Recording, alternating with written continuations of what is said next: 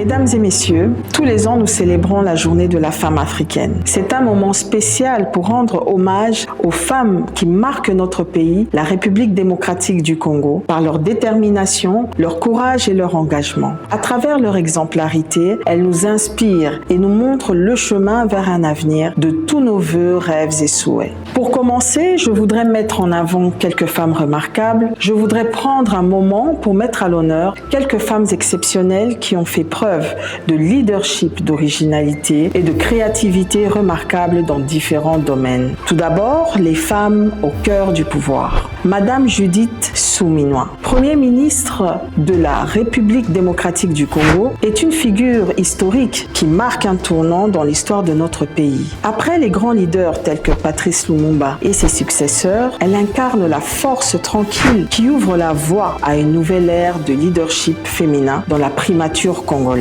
En effet, elle est la première femme à occuper ce poste, traçant ainsi un chemin pavé de détermination et de courage qui servira d'exemple pour les générations futures. Dans le même esprit de leadership et d'engagement, nous avons également Madame Thérèse Kayikwamba Wagner, ministre des Affaires étrangères, qui est une véritable guerrière diplomatique qui mène bataille sur tous les fronts pour défendre les intérêts de notre pays. Avec une stratégie impeccable, elle remporte victoire après victoire, que ce soit à l'ONU, aux États-Unis ou ailleurs dans le monde. Son engagement inlassable pour la paix et la justice est un phare d'espoir pour les victimes des guerres injustes et injustifiées. Elle travaille sans relâche pour essuyer les larmes du veuf, de la veuve et de l'orphelin, leur offrant un avenir meilleur et un espoir renouvelé. Et comme une magicienne de la diplomatie, Madame Thérèse Kayikwamba Wagner sait manier les colombes de la paix, les faisant voler partout sur son passage en symbole de liberté, d'espoir et de dialogue. Ensuite, nous avons les voix de la présidence.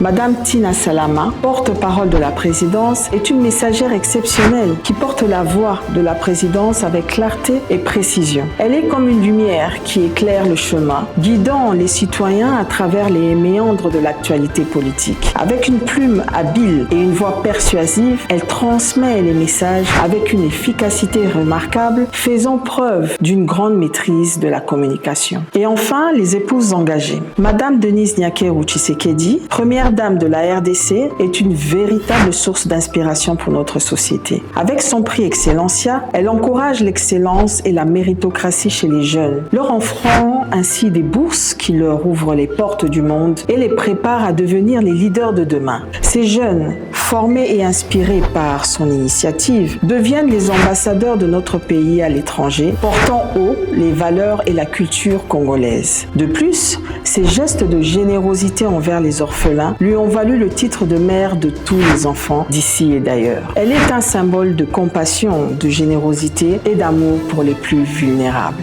Aux côtés de Madame Nyakeru, nous trouvons également Madame Amida Chatur Kamere, épouse du président de l'Assemblée nationale, Monsieur Vital Kamere. On l'a vu œuvrer dans l'ombre et pour ne pas en tirer la gloire, elle a fait un don d'un puissant groupe électrogène à l'hôpital général, permettant ainsi de sauver et de protéger des vies en garantissant les soins de santé de qualité. Elle s'envole au secours des familles démunies pour soutenir la scolarité de leurs enfants, leur offrant ainsi un avenir meilleur. Proche de la terre, elle travaille pour nourrir la population et promouvoir l'agriculture durable. Et par-dessus tout, elle est une femme de prière et de foi, dont les œuvres remarquables témoignent de son engagement pour le bien-être de la communauté. Je m'en vais vous prier, pour terminer, de garder en mémoire que les femmes exceptionnelles que nous venons d'honorer, ainsi que celles qui œuvrent dans l'ombre ou dans le silence, sont les piliers de notre progrès. Continuons à les soutenir, à les encourager, à les célébrer, car ensemble, nous construisons un monde meilleur, un monde qui incarne nos rêves, nos espoirs et nos intérêts collectifs. Elles sont notre inspiration, notre force et notre avenir. Marchons ensemble vers un avenir radieux, main dans la main avec ces femmes qui font battre le cœur de notre société. Je vous remercie.